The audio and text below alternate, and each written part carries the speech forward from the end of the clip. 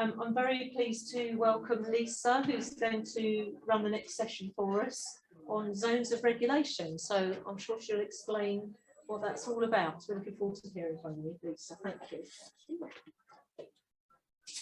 Morning, I'm Lisa Russell. I'm an occupational therapist from the Ashford, Canterbury and Coastal Community Learning Disability team. I work as part of the Specialist Intervention Pathway, previously known as Transforming Care.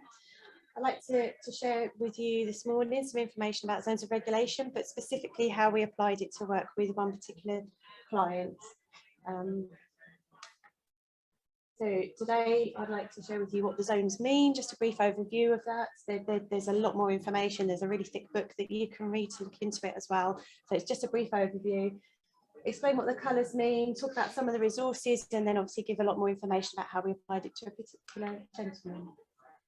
So the zones of regulation, there's 4 zones, 4 colours. The blue zone is a low state of alertness. So perhaps when you're feeling sad, maybe tired, maybe a bit under the weather, you may feel like this first thing in the morning or last thing at night, and that's a good thing. That's a good place to be, because then you're in that place to be able to go to sleep, or it's just you're waking up. The green zone, this is the kind of regulated state of alertness. This is where you're able to engage in an activity, to carry out an occupation. This is where you can be sociable with people, and it shows that you're in control of what's going on. The yellow zone is where you're in slightly heightened state of alertness. So you may feel stressed, you may feel a bit anxious, excited, a bit silly, maybe a bit confused.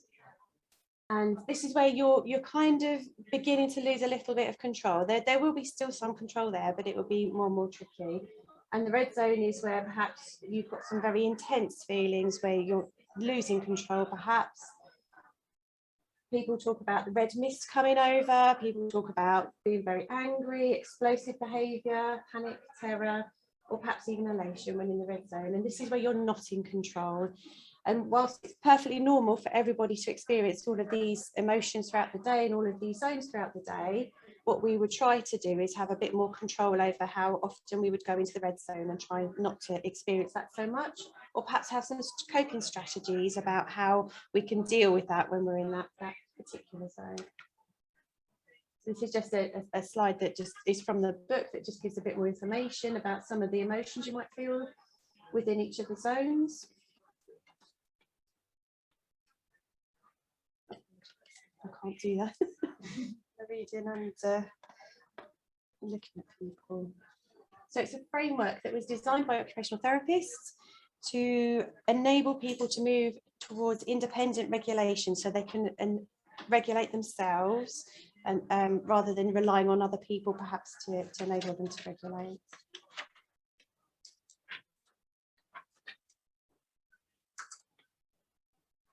Okay, so how do we use the approach? It's all about the doing and the meaningful activity. So as occupational therapists, we're looking at meaningful activities and occupations all the time for people. So what we wanted to do, we wanted to enable the client to become aware of what feelings are, what emotions are, and what they mean. We wanted to identify what his feelings and his emotions were and how that felt for him, and particularly around some of his behaviours that he exhibited that challenged services and challenged his family. What we did was we explored this with him, and we used his terms to name those emotions so that it made sense to him rather than us putting our own terms onto him. We encouraged him to understand and become aware of how he was feeling and what then happens when he's feeling like that, so what his behaviour looks like, and then how his behaviour impacts on other people. So were other people feeling scared perhaps when he was becoming angry? Were people worried? Were people happy when he was in the green zone because they could sit with him and have a chat and have a cup of tea, that kind of thing? We needed to look at what occupations and activities he engaged in, and actually we needed to increase a lot of those occupations for him. And particularly pick out the different occupations within each of the colours of the zones, so that when he's in yellow zone, what can we do about that? What activity can we do to support him to come back down to green rather than going up into the red? And we developed a toolbox to enable him to have self-regulation. So he's got posters up around his bedroom walls and around his living environment that he can refer to if he wants to. It's pictorial images and written words, simple written words, to enable him to be able to, if he recognises how he's feeling, or if staff direct him, perhaps he can check in, think about how he's feeling and see what he can do about it. Okay, so this is a case study. So we received a referral from Mark requesting activities following a CCR. Everyone aware of CCR, complex care response? Okay, so the CCR was raised after multiple failed placements and some pretty significant challenging behaviour, both out in the community and within the family home and within the residential service. He'd been physically and verbally aggressive towards staff members, towards general public, and he had caused significant property damage. So he has a moderate learning disability, he has cerebellar ataxia, he has epilepsy and autism, and extremely high levels of anxiety. At the time that he was referred to us, he had no structured activities. The things he liked to do was going out, going to cafes, swimming, going to the gym and playing computer games. So first of all, we did this sheet with him. So there's a structured programme through the Zones of Regulation, and we looked at how he might feel within the blue zone, and we encouraged him to pick out the facial expressions of how he might feel when he was in blue zone. He could also draw some on if he wanted to, with the blank faces, so he could identify what his face looked like when he was feeling sad or tired. Tired was particularly an important one for him. He needed some downtime. In the green zone, he might feel appreciated. People might say he's a good listener, that he's ready to learn. Perhaps that's more about ready to engage in an activity or in an occupation. In the yellow zone, to identify whether he's excited or frustrated, anxious, feeling a bit silly, feeling a bit confused, but using his terms. And in the red zone, what that might look like. So he has the opportunity to also fill in some faces for himself as well, if he wanted to. So what we did was we worked with Mark, with his support worker at the time, somebody he trusted, to find out how he felt about what was going on. We had some really difficult conversations with him. I say we, it wasn't me, but some really difficult conversations with him about what happens when he's in the red zone. He didn't want to talk about what happened at that particular time because he felt really uncomfortable and remorseful, and he didn't want to behave like that, but he couldn't control what he was doing. So we talked to him in a very non-judgmental way. We just recorded what he was saying, made sure it was accurate, and then moved on. We didn't start with the red zone, we started with the green zone because obviously that's positive and that makes him feel good and feel happy about what he was talking about. So some wall posters were developed with him. So he's got A3 posters of him in each of those zones so that he can refer back to them. He can remind himself of what that feeling might look like, what that emotion is, and staff can also support him to recognise where he is and what he might need to do about it. So this is his pen picture that he designed. When he's in green, he identified that he was happy and he was okay. His face will be smiling. He wants to be able to do things. He's talkative and he's good at listening. And that's one of the key things that we identified with him, is that the good listening indicates that he's in green. So when he's in green zone, he says he's happy and relaxed. He enjoys going bowling, going to the cinema, playing pool, swimming, and the PlayStation. And these help me stay in the green zone. And he recognises that other people would feel good and happy about the fact that he's in green. So then we looked at the blue pen picture. So here he's sad and tired. So his eyes might close or he might look down. He may be quiet and he may go and lay on his bed or go and lay on the sofa and perhaps have a sleep. It might only be a short time, but he'll go and have a sleep. If he gets up and doesn't want to eat breakfast, that's an indicator that he's still in the blue zone and just needs a bit of time. So the morning routine perhaps needs to be delayed for a bit so that it gives him the time to wake up and be alert and ready to engage in that activity. He likes to be left alone, and he might look withdrawn, so he might just kind of be sitting on his own. And he thinks that other people would feel worried about him and they would want to talk to him to try and find out what's wrong. So then we developed some strategies around the blue zone. So he may need to rest for a while, as he may be tired, and he may lay on the sofa, or he may need to lay in. If he's been up playing his games, you know, into the early hours of the morning, then he will need a bit extra time to be able to kind of sleep in and then be ready and get up and do personal care, that kind of thing. Another strategy is to talk to him and see how he responds. If he responds back, then that's a good thing and he's ready to come up out of the blue zone into green. If he doesn't respond, give him a few more minutes, that's okay. He likes jokes and he likes banter, particularly with staff. And if you tell him a joke and he responds, then that's another sign that things are going well and he's ready to move on to the green zone. If he doesn't respond, then again, leave him another 10 or 15 minutes. He really responds to hugs and cuddles. He really likes that physical contact, and that's really important for him. So offer him a hug, that might work. He's not able to make any choices when he's in the blue zone. So he needs to know what's going to happen. So when you're ready, we'll go and make a cup of tea. When you're ready, we'll do the personal care activity. And he needs support to initiate that activity. He's not able to just kind of get up and get going with that. He needs somebody to prompt him to do that.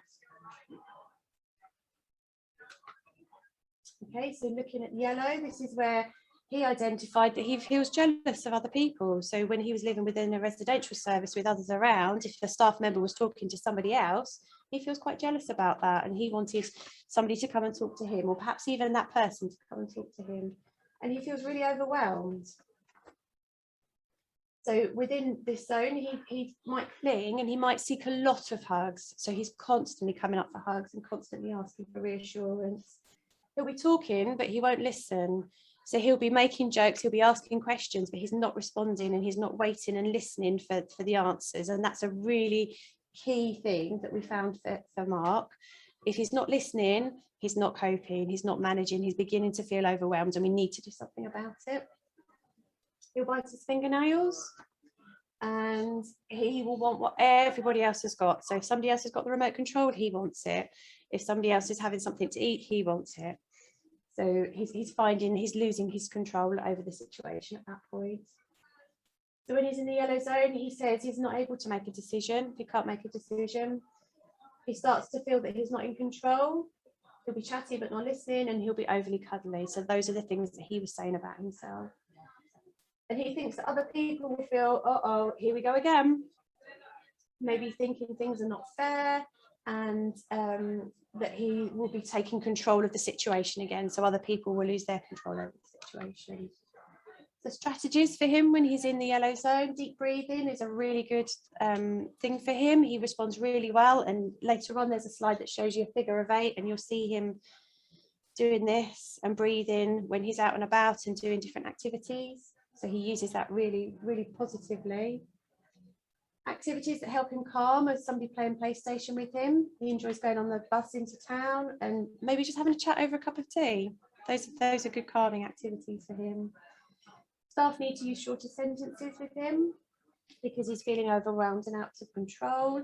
And you need to be really clear with what you're saying. So if you are going into town and you're going to Poundland and you're going to buy a DVD, that's absolutely fine. But then you don't change it halfway through. So you don't say, oh, we'll go to McDonald's instead and have a Coke. You need to do what you say you're going to do.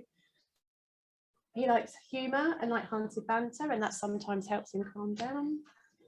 There are some stress release exercises that he's learned to screw up his fists and then to gradually release, and he can use those and be prompted to use those. Choices need to be this or that. Do you want a Coke or a lemonade? Really simple choices that he can make. And the clear plan to be shared before starting the activity. So you don't just suddenly say, okay, so we've been to Poundland and we bought the DVD, now we'll go to McDonald's. That doesn't work when he's in yellow. Works when he's in green, but when he's in yellow, it needs to be really clear and accurate, and you need to follow through. And then in the red picture, here he identifies as out of control and he'll be shouting, he'll be yelling at people. He says that he'll be shouting, his eyes are big and they're staring, he'll stare at people, he'll throw things, his face will have changed and he'll be targeting one particular person.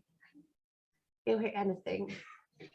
So when he's in the red zone, he says his heart beats quicker, he feels hot, his eyes are wide open and he shakes with clenched fists. So he's recognising how he's feeling within the red zone, feeling really angry. And he's likely to make other people feel that they're scared of him, they're worried and confused, they might walk away and they might leave him alone because they don't want to be near him if he might exhibit some challenging behaviour. The strategies then within the red zone. Staff need to keep themselves safe, so they need to leave if that's at all possible. They need to move out of his way. They need to try and prompt him to focus on deep breathing, but that's not necessarily going to be so successful because he's lost control at this point. Perhaps doing the tension release exercises. Take away all demands from him. There's no point in asking him to do anything at this point. He just can't manage that. He just needs support. And make his environment and his situation predictable and reassuring. So it could just be, let's go get a drink, let's go sit down, let's go lay down, you know, those kind of very, very simple strategies to support him. So then we developed a toolkit for him.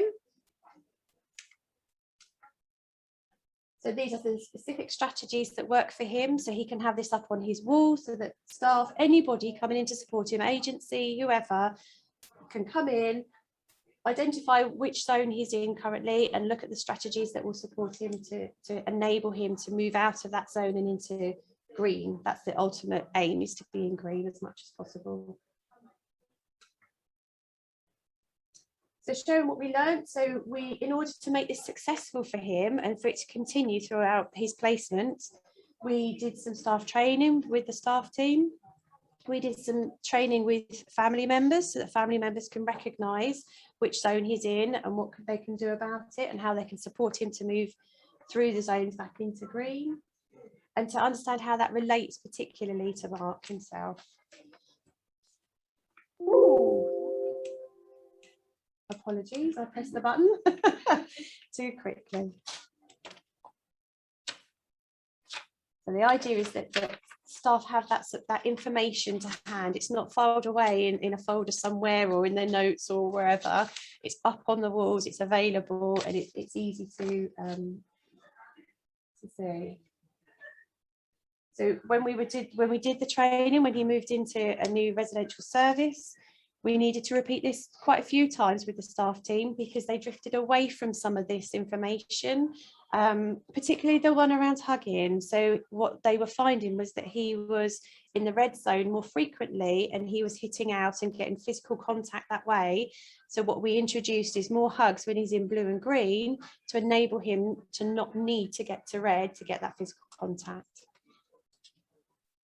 The other thing also that we shared with the staff team is that we feel that Mark is highly anxious for most of the day. So he's in that yellow zone for most of the day. And staff was reporting that he goes from green to red in 0 seconds. He would quickly flip from one to the other. And actually he wasn't. He was in yellow for most of the time and was just getting up into the red because his needs weren't being met. His activity levels weren't being supported and he wasn't being approached in the right way. Okay, so this is one of the breathing techniques. So you start at the yellow star, you slowly move your finger, you breathe in, you hold, you breathe out, and you continue doing this until you feel your body is calmer and more relaxed. And then the lazy 8, again, this is the one I said to you about. You'll often see him, he'll breathe in and hold and breathe out as he's tracing that in the air. And he can use that anywhere. He can do that in town, he can do it on the bus, he can do it wherever he is. And then this is one of the calming sequences. So 5 times you clench your fists, you rub the side of your head, and then you release. And he's able to use this technique as well. And the idea is that by the end of it, he's got that nice smiley face and he's feeling calm and relaxed and his body is calm and relaxed. Okay, thank you for listening. Does anyone have any questions? That's really interesting, thank you. It's really interesting to hear you talking about using words that are sort of meaningful to mark. You know, I think that's really important. And I'm talking about interception at half one. But I think our work really links really nicely. Absolutely. It's sort of making those, you know, meaningful to Mark. You know, it doesn't matter if it's an unusual word or something that you might not recognise, isn't it? Absolutely, absolutely. Yeah. He's somebody that he's no longer within our area. He's moved out of the area, but he is somebody I would have done interception with. Yeah. But yeah, he's moved on now, and he's doing really, really well. Thank you. How's come on the zones of regulation has been around? Is it a relatively new thing, or is this something you've been using? That's a really good question. I don't know the answer. As a service, you've been using it for a long time. No, we've been only maybe 2 or 3 years. Bernadette, probably you know better than I do. Yeah, I mean, I think 3 years. We've certainly been using it for 6, or you know, back to work and be trained, but it's not something that we use regularly. So generally more paediatric. It is very much paediatric based. It is a lot of the terminology. We'll talk about students and being ready to learn and that kind of thing. So we've adapted that and talk about people and being ready to engage in an activity and that kind of thing. How old is Mark? I didn't see that. He's early 30s. Yeah. He would have- Yeah.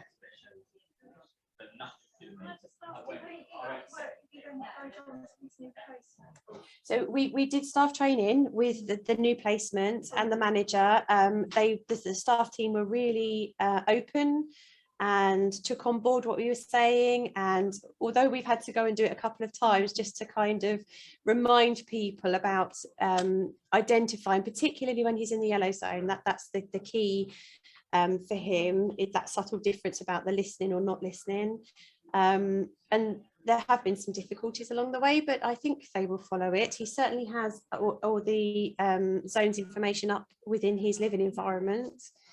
And he has that ability to be able to, once he's learnt that, he can refer back to it. He might need some support to refer back to it, but he can use that. Obviously, there are some people that we might try and do this that wouldn't necessarily have that ability.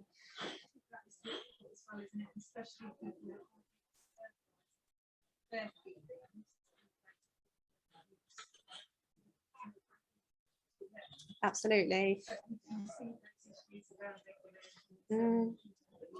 Yeah. Yeah. So that's so. So someone will have the key that will put colours on, and then just sort of showing the colour. Some of them go, oh, so they're in this colour. Let's go to the wall chart. They can do this. Absolutely. I have used it with one person who wasn't able to verbalise how they themselves felt, but it was a tool to enable the staff to recognise where that person was. Yes, yeah, and you need to do it with staff who know that person, or family members who know that person really, really well and can identify those subtle, often family members identify those subtle things because they've lived with them for so long that you know, those subtle changes, they're the ones who are able to kind of key into that, aren't they, and share that, and then that we can move that forward onto residential placements or wherever that person might move forward to.